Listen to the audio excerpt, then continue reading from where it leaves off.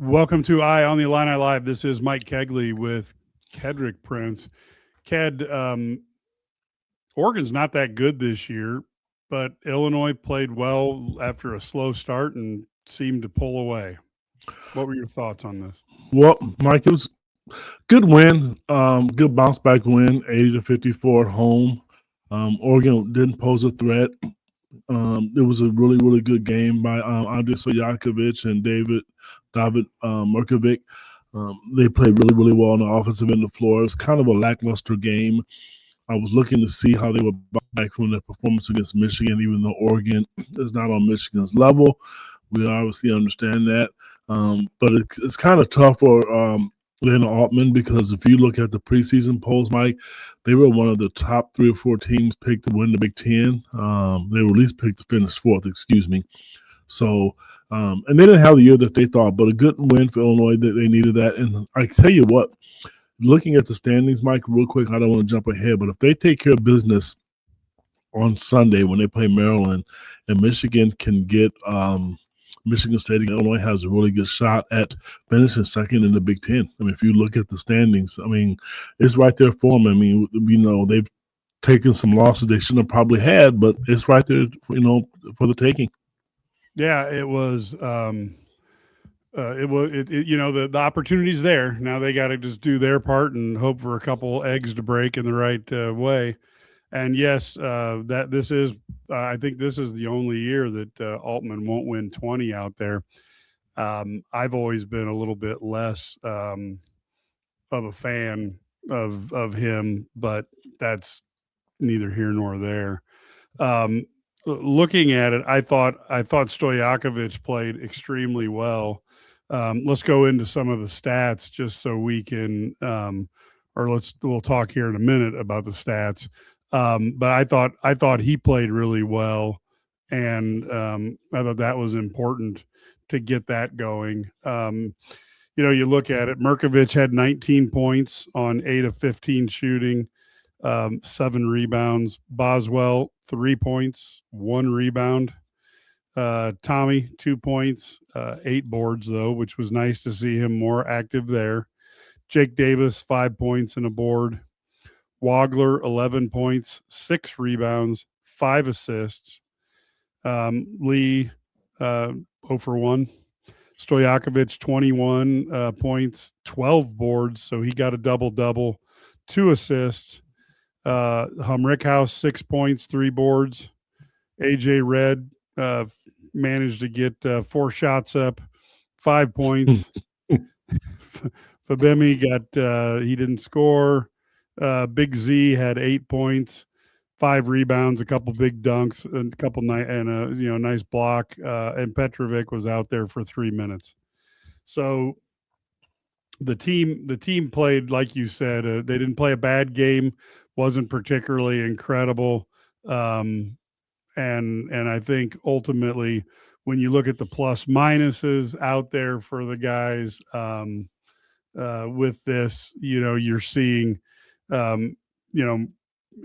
you look at it, kind of a few guys spearheaded it with Wagler at 24, Stojakovic and Rickhouse at 29, Big Z at 19, and then 7 for Tommy, 6 for Jake and Kylan, 4 for Merck, and then on to some of the guys who don't play as often. So a game that I thought the Illini again. I thought they played a relatively, innocuous game against a team that wasn't expected to give them much and started off kind of hot, and Illinois shot that down. Illinois shot 41% versus 33% for Oregon. Illinois was 28% from the 3 and 17% for Oregon. 86% from the free throw line for Illinois at 12 for 14, 78 for Oregon, 6 turnovers for the Illini, 8 for Oregon, 8 points off of turnovers for the Illini, 7 for Oregon, 48-38 was the rebounding edge. Illinois also led the offensive rebounds by 14-9. Second chance points was 11-9. You might have thought that would be a little bit bigger for the Illini. Bench points 40-14. Having Stojakovic come off the bench made that stat look pretty good. Points in the paint 36-26. Fast break points 13-4. Blocks 3 for Illinois, 5 for Oregon. Steals 6-3 Illinois, and assists were 13-10 for Illinois. Oregon led for 437, and that was pretty much it. I guess, Ked, the biggest concern I have, and I know it's a little bit of being a nervous Nelly, but Illinois has got to shoot better than 28% from the 3-point line if they expect to win in the Big Ten tournament and the NCAA tournament. We said that last week. We're repeating the same tune, Mike. They played a not so good Oregon team tonight. You play a Michigan or Michigan State or Nebraska, you lose the game. And I know people are sick of hearing it. You have to.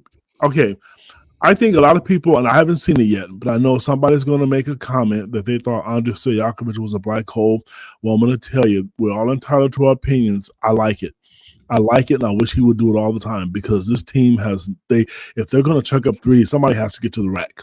Somebody has to get to the rack other than Keaton Wagler, because no one else is going to do it. Merkovic will do it some of the time. This is a part of the offense, because they're not going to shoot threes and make them. They're going to shoot them. They're not going to make them all the time. 28% is not going to get it done. We said this last week. If they're making threes, they can play with anybody. But if they're not making threes, they could get beat. And this is why I think Stojakovic is huge to have in that offense, because he's not a great three-point shooter. He's not, and that's okay. If teams play him man-to-man, or even if they play zone, he's still able to find ways to get to the basket. The shooting is a concern. I've seen some of the comments over here. They are. And I'll tell you the truth, I think that's why Brad Underwood got mad at A.J. Redd. I think the shot at the end, given the situation and all the stress that's been on the program, I thought that was good. For me, it was a feel-good moment to see the kid get a three, and then he kind of laughed at Brad, and Brad was chewing him out. I thought that was kind of funny too. I'm sorry, I really did. But I think if they would have shot the ball better, Brad knew they were struggling shooting the three, and that goes against you. He was in the game at the 3-minute mark, so that probably didn't help. But it is a concern. It's always been a concern for me. It's not like it's a secret, but if they're making them great, but the last few games, it's not been great. Yeah, and look, that's the part that's the role that I play every year here is, wait a minute, I thought this was the 3-point team and they can't shoot more than 33%. I will say that one note, Illinois did give up wide open threes to Oregon because they were pretty certain that Oregon couldn't shoot them. So I think that was a strategy to, say, hey, if you guys want to shoot it, go right ahead. I do think that Big Z is definitely struggling there, although I thought I just don't know why they can't get him into a rim run and roll a little more often and just leave that to, give him, just let him keep doing that, because he's a threat against anybody in the country other than Mara over at Michigan.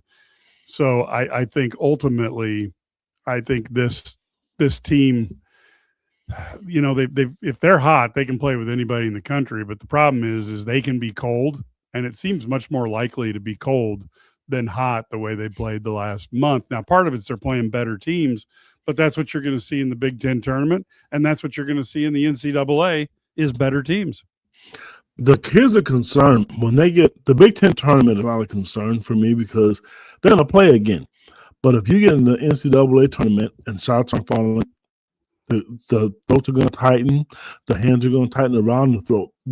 I'm not saying they're going to panic, but they don't have anything else. This is why, to me, seeing Stojakovic do what he's doing, I don't think teams are going to defend Keaton away. Maybe the first team, but on a quick turnaround, if they win the game one, teams might not have the scouting report that some of the Big Teams do against each other to stop Keaton. But I will see more of that.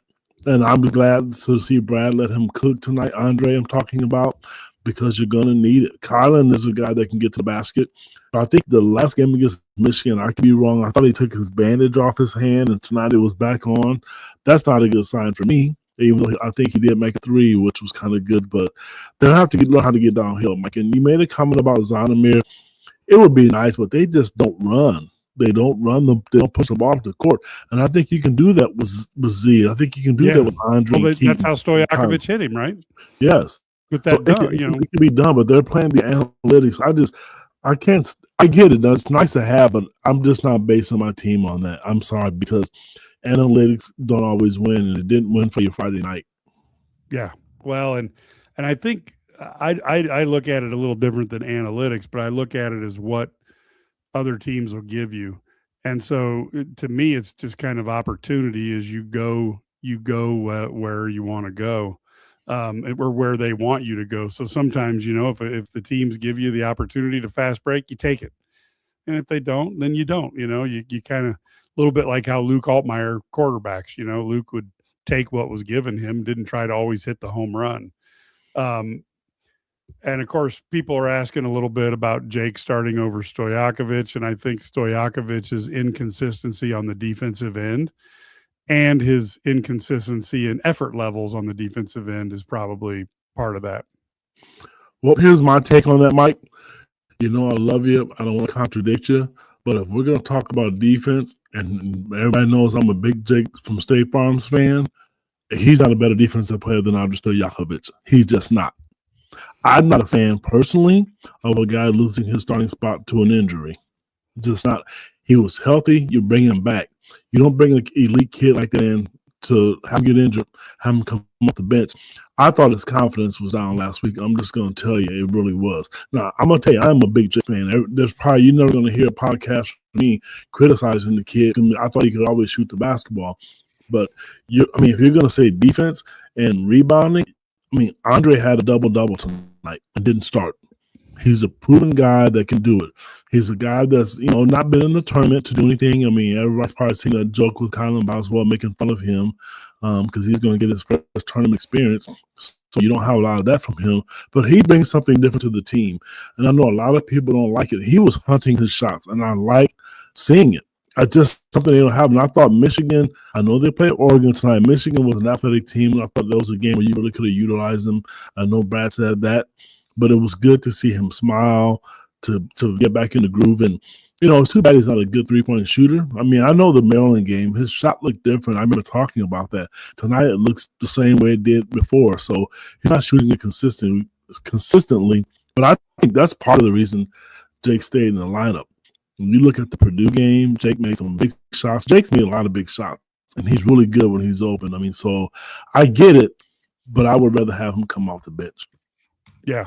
And taking a look at the KenPom, Illinois is still fifth in the country on KenPom.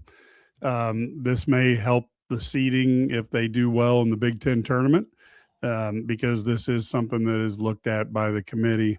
So keep that rating high. And, of course, I did see somebody started a thread on X that Illinois and Purdue have figured out how to fool KenPom. So obviously it was somebody who's not an Illinois or Purdue fan was going to town on the fact that they're so highly that those two teams are so highly ranked with KenPom. But that is what it is. I thought it was a funny comment. One of the things that needs to be done, I guess, Ked, at least we got Stojakovic. He is getting a little bit back into the way of the offense. Is there anything Illinois can do to get Tomislav back in the O a little bit? Or is it just the style that he wants to play that he's just going to have to shoot his way through all the bad ones? I was hoping you would highlight that. I'm bringing that to my attention. I just think it's the way he plays, Mike. If he is he's not changing, ladies and gentlemen. He's bigger too. He's put on a lot of weight. He seems to be healthy, but it's just the way he plays, and sometimes it's frustrating because he settles for that. He's settling to shoot threes. He doesn't put the ball on the floor. He'll back you down, and sometimes if he can get you close enough to the basket, he's effective.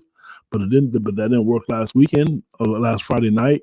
I just think if you're not making threes, what you see is what you're going to get out of him. I don't think he's going. He did this last year and he made threes. He's done it all season and he's not made them. It's not going to change. I do like them playing together. I think Z's a much better defensive player. I think he's way more athletic than Tommy. Truthfully, I'd rather see Zonovan get more minutes. I mean, if he's shooting the ball and let him shoot his way out of a slump, because Z is going to at least be a better defensive player. There was a play tonight where the Oregon guard just went right around Tommy and laid it up like he was a 6-foot guard himself. That would never happen against Zonovan because they know when they see him, yes, that they do. So we're talking about defense. Well, I like that. I know tonight Tommy missed a shot, and I don't remember what part of the game it was. I think 3 out of the 4 coaches I saw started clapping. He didn't make it. They know it's a confidence thing with him. You can clearly see it. Yeah, and I like I said, to me, if I want to get Big Z shooting, let's feed him some dunk, get a couple dunks like he got, get him feeling good about himself, then let him fire a couple up. Maybe that'll make a difference. I don't know about that. The way that goes. We've got a few days here. Sunday is the next game up against Maryland.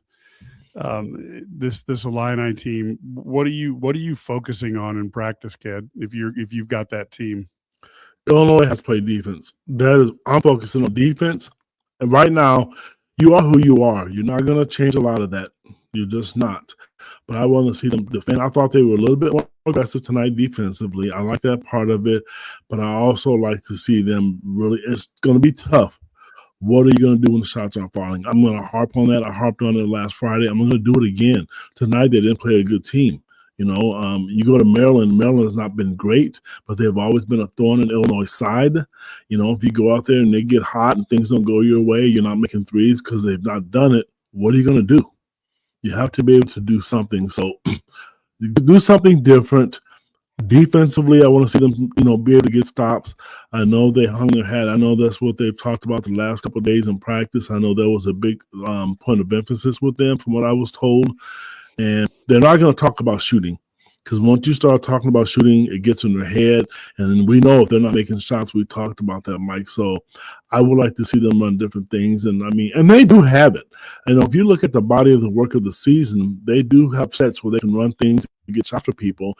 But in the tournament, if some team gets on a 10-0 run, good teams, really good teams, the elite teams find a way to stop the bleeding. That's what I would be really working on if it was me. That saving their legs as well. Yeah, well, that's always so scary when we heard, we heard going into that Loyola game that the team had dead legs and, going into that and, the nightmare began all those years ago. I would really like to see them go into Maryland because play well because this would be Maryland's season. I mean, you talk about every team getting up to play in Illinois or a Purdue or a Michigan or a Michigan State. Maryland's had a disastrous season, but boy, this would be a beautiful way to end your year is to go ahead and beat an Illinois team. So I'm a little bit nervous about this game, despite the fact Illinois is clearly the better team. It is on Fox, so you've got a national game here, which I think is really important for Illinois to play well. And it'd be nice to see them come out and have a 20, 25-point victory, even if it's relative, a W is a W. But I think from a national standpoint, it would be a good way to go into this tournament. It would be, but Mike, and here's the other concern. I don't know their roster as far as their classification is concerned, but senior day. That's another part of it. And Maryland has had Illinois' number. And you're right, on national TV, I want to see them play well. If they're not going to play well, certainly don't want to see Maryland come out, and you don't want to let them hang around. You want to be able to take them out early, like you did at UCLA, but did you learn from it? You want to make sure that you learn from it. You don't want to go out and jump on them early. I do think they're going to be motivated. I thought they were motivated last Friday. A lot of people were talking about how flat they were. I don't think so. I just think Michigan's a better team. I think Michigan dominated Illinois, and they're not going to be flat. I mean, they're not making shots. But then that's when you want to see Colin Boswell. That's when you want to see Stojakovic take over. I hope, me personally, they put him back in the lineup. You're going to need him. I mean, I love Jake. Jake gives you something because then what you do is that they have to scout for Andre again. And then Jake's a guy that can come in. He's proven, what he's done. And I'm not mad. Some people are hard on starting. It matters to me with a kid like Andre. Like I said, you didn't bring a kid in like that. You your most highly touted recruit to have him come off the bench. But maybe they're going to stay with it. Who knows? It worked tonight, but your opponent wasn't very good either. Yeah, well, I agree. And Illinois really needs. I guess the other thing that I would look at doing, and I know you and Brad are more against this than I am, but I would be looking at trying to rotate, a couple different zones and man to man and keep people off balance a little bit by not playing the same defense, more than 2 times down the court, and rotate around, switch it up and try to keep teams off balance a little bit. If they're going to play a zone, for me, I don't want to see a regular matchup. I want to see a matchup zone. I think teams' offenses are too good against zones. They played enough zones to be pretty decent at it, but against really good offenses, I think it's tough. I would have liked to see more of it against Michigan, to tell you the truth. I just thought they punished them inside.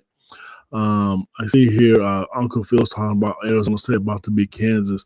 I tell you, I talk a lot about officiating a lot, but there was a call in that game that went against Bill Self. It was a Peterson kid. It was one of the worst calls. It looked like a Big Ten officiating crew. Bill Self got tossed. He got tossed out, and he should have.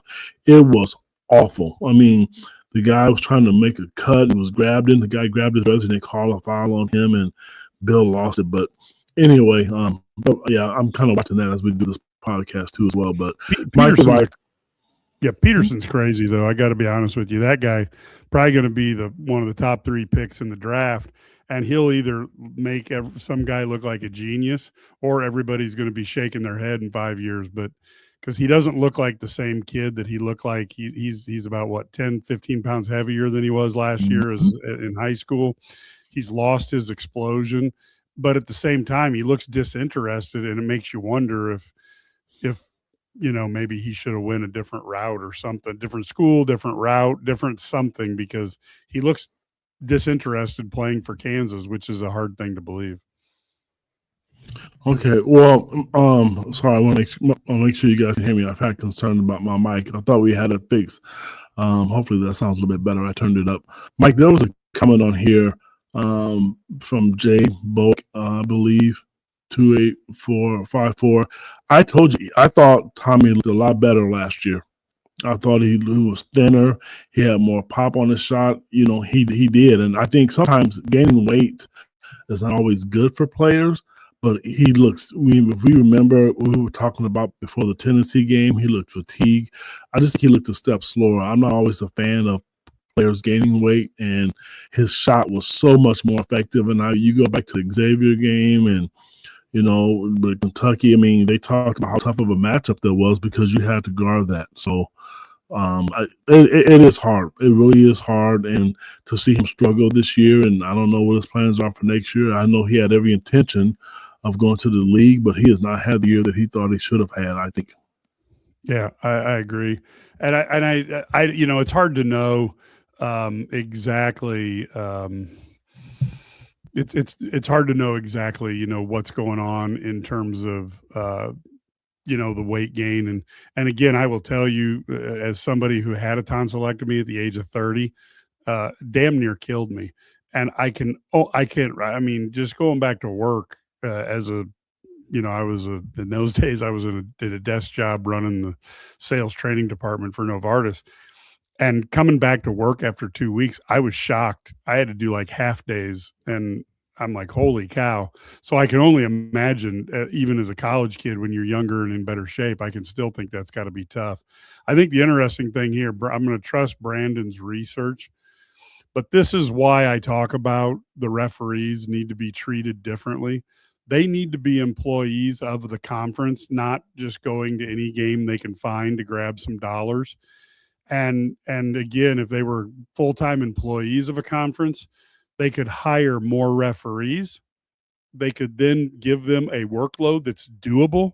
Right now, you got guys, this is a good point, because when I wrote an article 3 years ago on this, I talked to a referee who was moving up the ranks, and he's like, I'm on the road 7 days a week, going to this game and that game.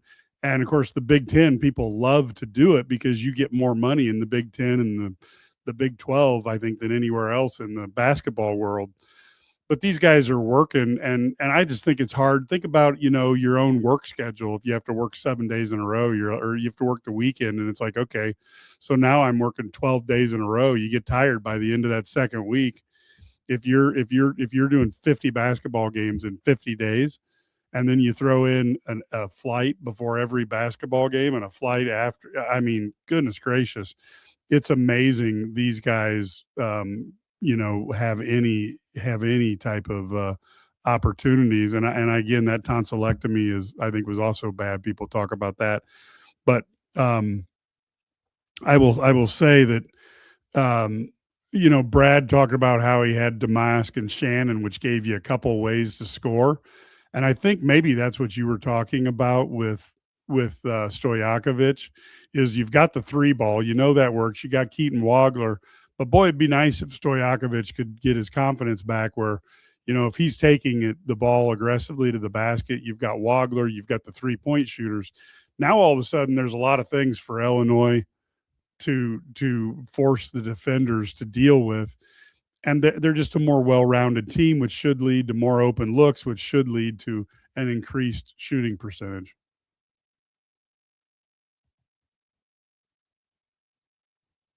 Now we can't hear you. So we're running microphone checks on the fly here. So we'll give Ked an opportunity to adjust that while we're talking here. I'll go through a couple of things, and this is where coaches making millions, zebras getting peanuts. I'm not trying to say that the coaches should make less money. I'm all for paying guys dollars, especially in a job like the coaches have. But I do think the refs deserve better than what they're getting, because they are stuck in a position where they are just getting killed, from that standpoint. So I think it's awfully challenging for these refs, because they're asked to do things. And again, if you had full year-round training, some of them have regular jobs that they try to balance on top of all that. So I have no idea how they do that. And it's easy. There we are. We got you now. It's we can hear you. So it's easy to rip on the refs, but these guys actually testing 1 2. There we go. So yeah, they're in a bad place. All right, so we got Ked. I think we got Ked back online here. It's the magic of the internet and the connectivity and hooking in everything at the same time.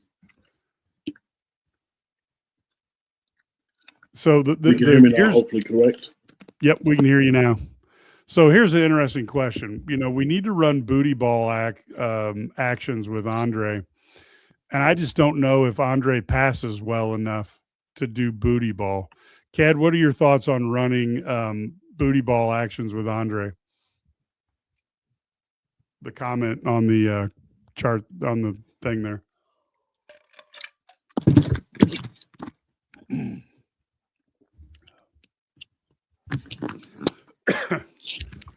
So we're in the midst of technical difficulties. I think with Andre, if he was a little bit better. You guys can probably hear me, but I can't hear you guys. I'm sorry. I don't know what the heck is going on with my equipment.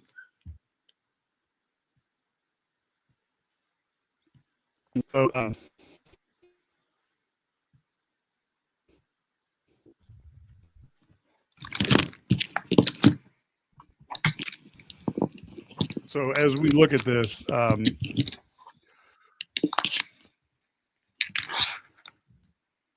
Andre just doesn't pass well enough, and I just think that's the big issue. I do think Merck has got an opportunity to get things going, but I think Merck ends up a little bit, the ball sticks to him too, which leads to turnovers, and that turns out to be really nasty when you have Merkovich, if he gets the ball stuck to him a little too long. Although I did love his running hook that he did today, reminded me of Magic Johnson cutting through the lane, doing that little hook against the 76ers his rookie year. I remember seeing that, Mike. You can hear me, correct? Yep. Yep, and you're Yeah, not popping as much, so that's good. Okay, sorry. I real quick, I want to make one comment. I apologize. We did work on this before. You were talking about the officiating and sticking to one conference. I watched Iowa State play Arizona last night, and I saw high knees out there. I mean, he was in Arizona, and we know how many Big Ten games he does, and then he's flying out there. So I don't know what the answer is with that. I mean, I really don't. And I think these guys are tired. I do think that, but I just want to comment. I know we moved on from that, but I want to make a comment on that. Yeah. So, and actually, it sounds much better. There's no popping right now. So, I think ultimately, when you look at this, I think Illinois is going to be in a position where they will have first off, you got to win your first game, and then they go in to play Michigan. And that is going to be a tough matchup for Illinois. But Michigan's beatable, but Illinois actually has to shoot as if they know how to shoot. So I think that is the real issue that I think is a challenge. And I do think Forrest brought up that he was actually looking to pass on his drives. I thought that was very true. And so from that standpoint, I was happy that he was doing that. Now I think we got Sturdy, who is getting in the car here. And I don't know if it's cold up there. Is it cold up there in central Illinois, Ked? Mike, it's not cold, but I tell you, I did look at the weather. Champaign got hit hard with the storm tonight. Got hit during the game. It was a really, really bad storm. And I think it is because I saw Brad's wiper blades flashing on the screen. The weather is really bad down there. Waited before we bring him on, and that way we get him all set up and ready to go. But yeah, this is that's the beauty of where I broadcast from. It's 70 or 80 degrees. So anyway, Brad, you ready to rock and roll? Yep. So give us your thoughts on a game tonight that I didn't think Illinois played bad. I just thought they played a team that was bad. Yeah, I sat there. I was sitting there in press row wondering how they beat Wisconsin. Not Illinois. I meant Oregon. Yeah. I'm with you. Yeah, they're not very. They're just Shelfted obviously changes things because he's a playmaker and he makes everything go. But they're not very good even with him. Don't have a lot of depth. They can't shoot the ball. And it was all Illinois took advantage of it. Now I will say this. I thought I know they're not Michigan, but the defense in the first half was so much better than it was against Michigan, just from the standpoint of the movement, the communication, getting in the gaps, hands and contesting shots, all those things that they didn't do against Michigan, or really in the last 30 minutes of the UCLA game. That they fixed, right? I mean, I thought this was better. And so does that mean that they're somehow going to be like Houston defensively? No. But they were better. You know what I mean? They just made things a little bit harder, and they followed scouting reports. I thought they did a good job with the cross match, 4-5-5-4 type thing, having Merck guard the big guy. Allowed them to take away some of his Biddle's spacing, and allowed them to leave Z or Tommy at the rim. And we saw Z was really effective, obviously, in that role, blocking some shots and contesting others. So, but I think the other thing also, they're starting to find a little bit of balance. Andrej Stojakovic can be a guy who can get them an easy bucket in transition. And that is huge but the weird part about it is I feel like for him to be that guy, they're going to have to do things to get him the ball occasionally. I know they love playing through Keaton Wagler, and from an efficiency standpoint, that's the way to play. But you're going to have to run some ISOs from Dre, get him downhill, get him to the line, get him a touch, whatever it is, because I think everything keys for him on if he can get an early basket to go, not only does it get him going offensively, it gets him going on the boards, it gets him going defensively. It's a weird thing. We used to say, well, we've talked about him, he's got to do the defense and rebounding, and then it'll lead to offense. I think he's different. I think you've got to get him some offense, and then it leads to rebounding and defense. So it's just kind of a different he's an anomaly. I mean, that's not that far off of a bunch of a younger player, right? I mean, we saw that in high school a lot. Yeah, we do. And I just think, so maybe, and I think part of it is he's just never been a part of a winning culture, and so you have to do the little things to win, and it's about winning. And so I think that's where he can make an adjustment. I thought, their ability, when you put those guys out there, when you have Stojakovic defends, and with he and Boswell and Wagler and, Merkovich, and then you have Hummer I think Hummer counts as he's become a very good defender. And Yes. and when Z can be a rim protector, I thought he was back to doing those things. And he also grabbed some rebounds that were better that he wasn't doing before. So, he wasn't getting knocked off, and he was handling himself, and he wasn't losing the ball off his hands, and so forth. And Tommy went to the glass hard. Now, regardless, he isn't making shots. And a lot of people are focused on when he plays well, it's because he makes shots. And that's so simplistic. And I know it's what we see in basketball. It's like, hey, he had a great game because he made, shots. Well, just because he made shots doesn't mean he played well. And that's the hard part for people to understand. Tommy did a real nice job on the glass. I would like to see him make shots. I would like to see him be better in the post. But it's just not his game, and he's going to have to make some shots for them to win against a really good team. But his spacing opens things up so much for Keaton and for Andre. And when Kylan's, 100%, hopefully very soon, then that'll open up him too. So his spacing is a big part of that. Same with, and I know a lot of people get down on Jake Davis, but a lot of that is also his role is to make people guard him. And then it opens up everybody else to do their thing. Yeah, totally agree with that. It seemed like Stojakovic, he had 2 assists, but it looks like he was looking for other guys tonight much better than normal. No question. I thought he was not forcing as many things and taking, and actually, making a pass out. And I thought he had the 2 assists, but he also had multiple passes where he didn't force it and he'd kick it out and get the ball moving. There was one where he actually, so I guess you'd call it the hockey assist. He had a nice hockey assist one time.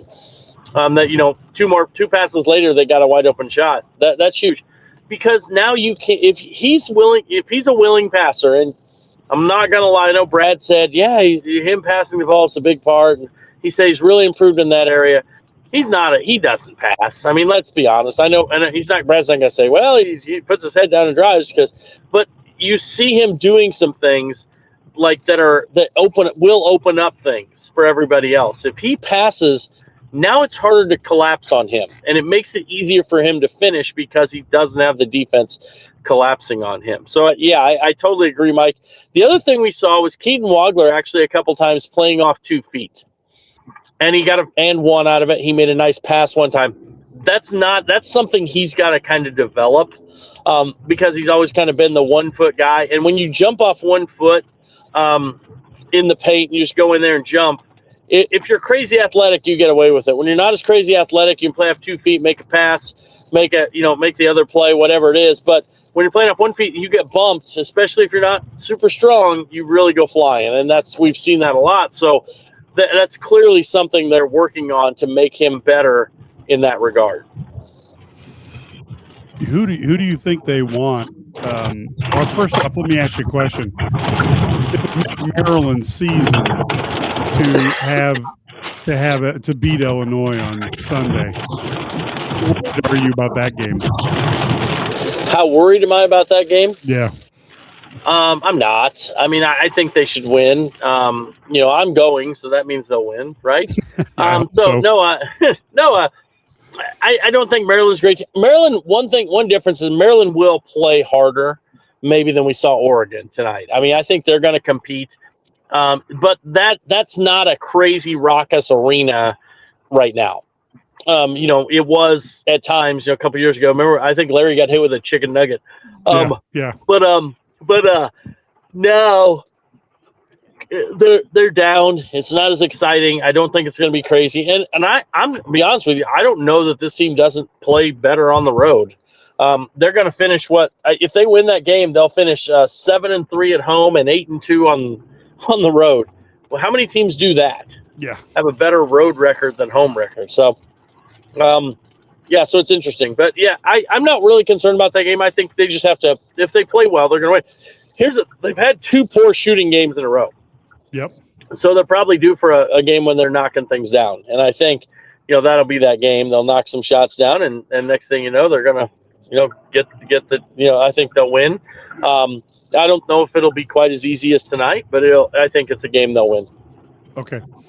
And then when we go in, it looks like they're pretty much, they're going to be the 4 seed. So, well, maybe. If you're looking right now, UCLA was up. Yeah. Last time I checked, they were up 22-11. They were doubling up Nebraska. Yeah, they're still up. And so, who knows? That could open up a situation where if Nebraska loses again next on Sunday, then you move. That would change that metric, right? Yep. So, I don't know. There's still a lot of basketball to be played. There's 70-some% chance they're going to be the 4 seed. I think somebody said so. Or then they did the analytical breakdown, and that's probably likely, but it is what it is. And, here's the reality. It might be a rematch with Wisconsin. If the way Purdue's playing right now, there's no guarantee they're going to beat Wisconsin. So they didn't play that game's when? Tomorrow night? I think? I believe so. I think so. So yeah, I don't know.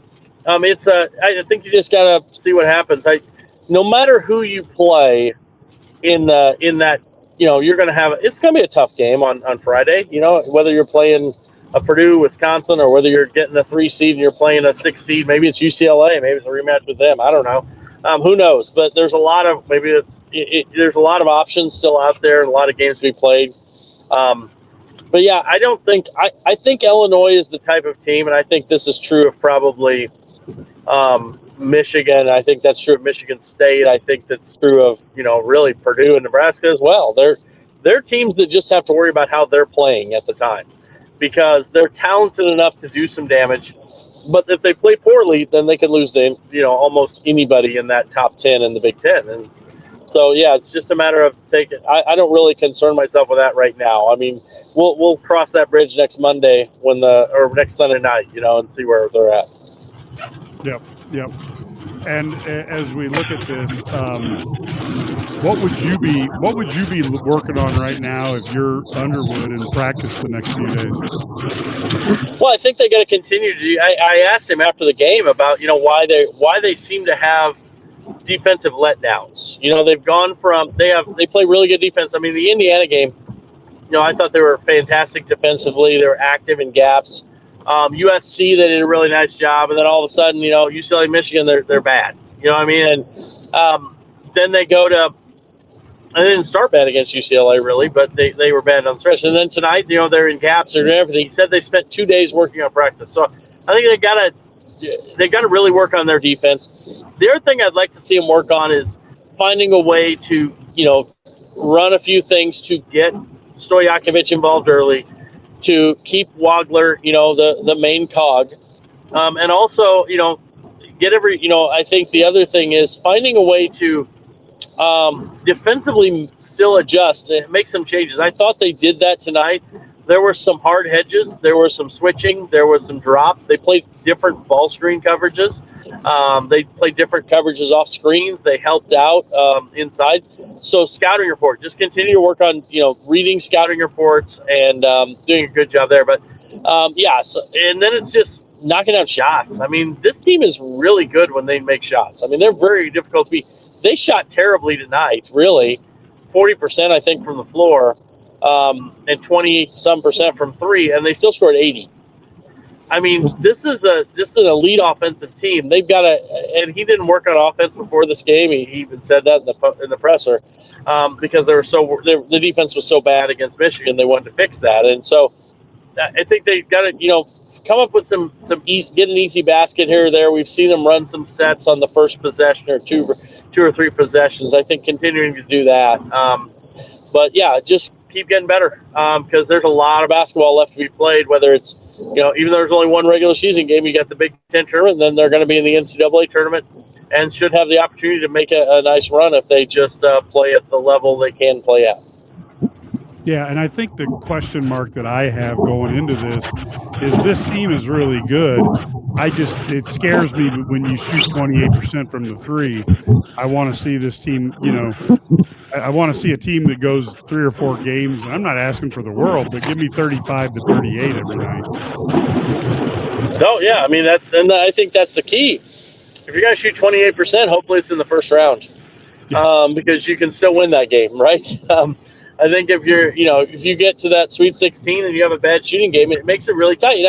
Tough. And I think the thing is, though, they've also had, really outside of Michigan and Connecticut, they've got a chance to win. I mean, we could sit here and with those other breaks. I mean, it would not shock anyone right now in all those close games they've lost, whether if they were like, they're 23-7, they could just as easily be 27-3. Right. And so, right. Yes. So that's, I think that's fair. And now they just gotta, you gotta click at the right stage. And that's why matchups matter in the NCAA tournament. It's also why, some teams, make runs. I mean, it certainly appears that, some of these teams are fading down the stretch, and maybe Illinois was kind of doing that, but maybe it was just they were playing some tough teams. I mean, we just saw Kansas lose to one of the worst teams in the Big 12, right?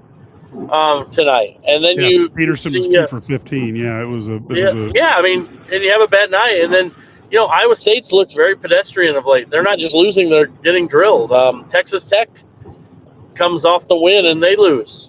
So everybody's, and I keep telling people this. I think I've written it in like every story for the last 2 weeks that everyone's losing down the stretch. If you really follow college basketball as a whole, you see all this happening. When you really focus on Illinois, which is all really most people have time to do, you really see, oh my gosh, they lost 2 games in a row. They're going to be a 5 seed. It's just, well, in that same time period, there was 1 week when like 1, 2, 4, 5, 8, 9, 10, 11 all lost, and some of them lost twice. And they don't even lose ground in the poll because everybody else lost. And so this is where that's where, metrics matter, and that's what the committee is going to use more of. Some of the predictive metrics, some of the, wins above the bubble, squad 1A wins, 1 wins, all that kind of stuff. So how important to shake up. How important is it to stay? Like I think they're 5 tonight on the Ken Palm. So how important is it to maintain that type of a ranking? Well, I think it's important. I mean, they're 5th in the net, I believe, as well. That's where you want to be, because that, when you see that ranking, it makes it easier to put them down as a 2. And I'll be honest with you, if they win Sunday, and they win, let's say they beat Purdue in the first round of the Big Ten tournament, I mean, everybody's going to be losing, and then say you even lose to Michigan in the semis. You're still probably, you have a chance to be like the number 6 team or 7 team in the S curve with those wins. I mean, you're going to be right there, depending on what happens, but you're going to be right there because you've seen all these teams. All these teams are losing, and yeah, Florida's been great, UConn's been great, but those teams kind of moved up to maybe 4 and 5, but it's wide open after that. I mean, we've seen a lot of losses from Houston, and now Iowa State, Texas Tech, Kansas, go down the list of all the teams. Purdue, maybe Michigan State is up there too, but Spartans have shown the ability to lose some games that they probably shouldn't too. Yeah, so it's just Michigan and Duke. It's Michigan, Duke, and Arizona. Yeah, and then everyone else, and then there's a hodgepodge, and maybe Florida's moving up in there. But I mean, those top 3 teams, and then you've got about 10 more teams in the next 10 that could be anybody, right? I mean, it could be any of them, and they could have a chance. And we were talking tonight. I was talking with Joey Wagner from Illini Inquirer about this a little bit. Like, a lot of this team's not the best team in the country, but they're a team that can get to a Final Four. And you don't know, like, 1 seeds, even though the dominant of the 1 seeds are, they're also, if all it takes is an upset. We've seen 16 seeds beat 1 seed, so it wouldn't be shocking to see a 4 or an 8-9 win that game. And if that happens, that opens up a bracket. It opens up a side of a bracket, and who knows what happens then. And so they just got to keep plugging, keep getting better, and see what happens. Well, I'll tell you, I think if they can get that, they can beat Maryland, and they win a big game in the Big Ten tournament, I think they're going to be a lot of 2 seed. A lot of people have them at a 2 seed, and they have 7 losses, but you're right, but a lot of teams have lost. But I think Illinois has a really good resume, and I think they're holding on. I mean, I think they could get that 2 seed, which I think will be good for the program. And, 2 or 3, you're right, it's kind of really irrelevant. But if you want to get a chance to go to the Final Four, to me, the higher the seed, obviously, the better. I mean, that's obviously a no-brainer. But I would really like to see them get to at least win Sunday on the big stage, win impressively, and then you get a win against Purdue. And then the Big Ten tournament, all the tournaments are upsets. I think, we talked about Michigan and Arizona, and I think they're the 2 best teams in college basketball too, but they're not undefeated either. Yep. Brad, the other thing that somebody asked questions about, which I think is impossible to answer now, but I want you to tell us what you think. That the question is who might be coming back for next year? I mean, there's so much to play out. I think Merkovich is having a great year. I think he loves it. I think he'll be around. I think Jake Davis is going to be around. Everybody else, what does Z or Tommy, do they want to keep playing college basketball? Do they want to come back for one more year? I don't know. I mean, I guess that we'll have to see what happens there. This Stojakovic, who knows? Like we've talked about this too, Mike. Just because of his name, if he has a strong finish here, he could go he could get a second round draft and have an opportunity to play in the NBA. So I think that just because his name's Stojakovic, right? And exactly. And he's more athletic than his dad. I mean, those he two is. Together, he doesn't shoot it like him though. Right. But he is more athletic. But so I think it's so early. I mean, I can tell you, Boswell, Hummerkaus, and Red are not coming back. Red almost didn't come back from that. He almost did. That was wild, wasn't it? The looks on the faces of all the players on the court was the best part. They were like, "What did he just do?" Underwood almost gave birth. He did. He lost his mind. But and then I think the other interesting guys are like Jaxtus. Hopefully he sticks around. I think he'll get He'll get a medical for this year, so he really has 4 years of eligibility left. I mean, that's a guy. He's bulked up some. Keep working on his skills, and you can be a valuable guy. Third. I think as a third big, he's a really valuable guy potentially. And Ty Rodgers. And what does Ty Rodgers do? How do they use him? I think Ty can be a quality player. You think Michigan State makes a run at him? I do. So do I. That's exactly what I don't. I just don't think he fits. When you look at this team, he doesn't fit this team.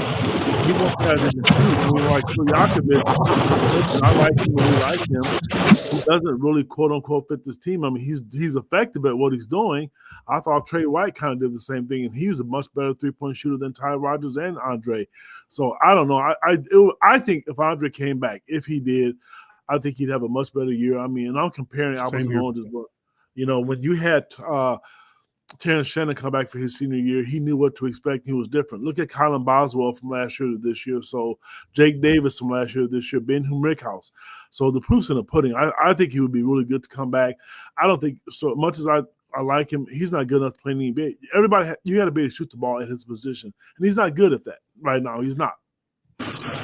Yeah, I tend to look at him as a guy that the NBA looks to stash for 3 years, work on him just because he's so good. Brad, any final thoughts then? Yeah, I think this you're starting to see. They really just needed a get right game. They get their, we talked about maybe it was, get your swag on or whatever. They needed to get some confidence back. Feel good about themselves. I think that happened tonight. They're in a really good place still, 23-7. Win the next game, finish 24-7, 15-5 in the Big Ten against one of the top. I think it's the 11th ranked schedule in the country or something like that. So they've challenged themselves. They've got some great wins. 6 quad 1A wins. And so they're in a good spot. Now you just got to keep tweaking and keep getting better. I think this team will a lot of what will dictate how far they go will come down to matchups in March. I agree. And if they get the right matchups, they have some opportunity. I watched, I'll say this, watching Arizona play, I know they're really good. They're a better matchup for Illinois than like a Michigan would be. I think and that doesn't mean Arizona and Michigan play. I'm not saying I'd pick Michigan. I probably would, but I think it'd be very competitive. But I think Illinois matches up better with Arizona than they do with Michigan. And certainly we're finding UCLA is up 37-24 right before the half. They're definitely not a good matchup for Nebraska tonight in the first half. Yeah, well, here's the other part about that no teams don't go out there and win that USC-UCLA matchup very often, both games. Right, exactly. It's tough, and especially Illinois would have been better off playing UCLA the first game and then playing USC on the back end, because I think USC is bad. And so I think, and they're not, they're like locked, they're done, they've checked out. So, but Nebraska, same thing. If they played UCLA the other night, they probably win, and then they're playing USC tonight, and they probably win that one. So, although if Illinois would have just played 14 minutes of the UCLA game, they might have won. Yeah, instead of just 9 or 11 or whatever it was. Yeah. So no, you're exactly right. And so I think that's where that's a tough thing to do. And, Nebraska's kind of getting theirs, and this is what happens in the Big Ten. And, you start looking at this with these teams losing. Texas Tech was ranked ahead of Illinois. They lost. You win on Sunday. You start thinking about where they're going to be in the polls. Another loss for Iowa State already lost this week. And all these things, you could see them, if they have another impressive win on Sunday, they could end up in, even rankings, up to 7, 6, something like that. And then it really works in the minds of people to see them ranked that highly heading into the Big Ten tournament. Yeah, a couple questions for you real quick, Brad. What do you think the chances are that Iowa can win in Lincoln this weekend?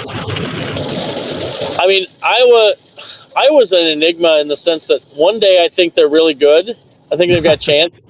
And the next day I think they're just abjectly awful, right? You know what I mean? So so I don't know. Bennett Sturtz is a guy. I think Iowa can win about anywhere. Sturtz is really good. He shares guys. But they are they're a little bit like Illinois, that when they shoot the ball well, they have a chance. But the other thing, they don't have the rebounding and all of that Illinois has, so that they don't have the margin for error. Illinois can shoot 28% and still win. Iowa can't do that. They have to shoot the ball well to win, and Sturtz is obviously a key. But when you have a guy like Bennett Sturtz, you have an opportunity to win. But I would pick Nebraska. But I'm hoping for Iowa to win that one. And then one final question, then we'll wrap this up at the hour mark here. But if Illinois plays Purdue, could that be a game to see who plays in St. Louis? I mean, I don't think it's quite that simplistic. Okay. It depends. I mean, who knows? I mean, I think Illinois is well ahead of Purdue right now on the S-curve, just because of the way Purdue's been playing of late. But the other side of this is it could be. I think Illinois, if they win their next 2 games, they're probably going to end up in St. Louis regardless. I think that's what they've kind of been hinting towards. There's no guarantee. You don't get to pick your site unless you're the number 1 overall seed. Right. So, we'll kind of see. But I think, I think it's possible that they end up there. I think it's possible. The reality is I don't know that it's not possible that both teams end up in St. Louis, right? I mean, I would think that Illinois' ability to sell tickets in St. Louis and get more people at the border battle than Missouri would be very enticing to the NCAA to get some excitement in some of those games. Oh, no question. I agree with you. I think that they look at things like that. So I think that's very possible. I mean, who else would be in St. Louis? Who would be the other, let's say, top 2, 3 seed? Michigan? Michigan, no. Michigan wants. They're going to be in Philadelphia. They chose Philadelphia. Okay. So Michigan's wants Philadelphia, Chicago. So I don't think Illinois gets Chicago for the second round. I do think they get St. Louis as long as they take care of business here, and then they're probably either going to be. Then you go into that regional round, and I could see them in any place but Chicago, which could be like Washington D.C. if they're with Duke. It could be Houston. And then what's the other one? Is it San Jose? I'm all for Houston then. Yeah, Houston would be great. I think, and I take the East too. I mean, it's harder to get by Duke, but I mean, I think if you're in Houston with, let's say, Arizona, that would be kind of cool. So I don't know. Does Arizona go out west? How do they do it? It's interesting to see how the committee's going to set this up, because Arizona might rather have Houston. What's that fourth site? What's the west site for the regional final? I don't have that in front. Why am I drawing a blank? Yeah, I don't have it in me.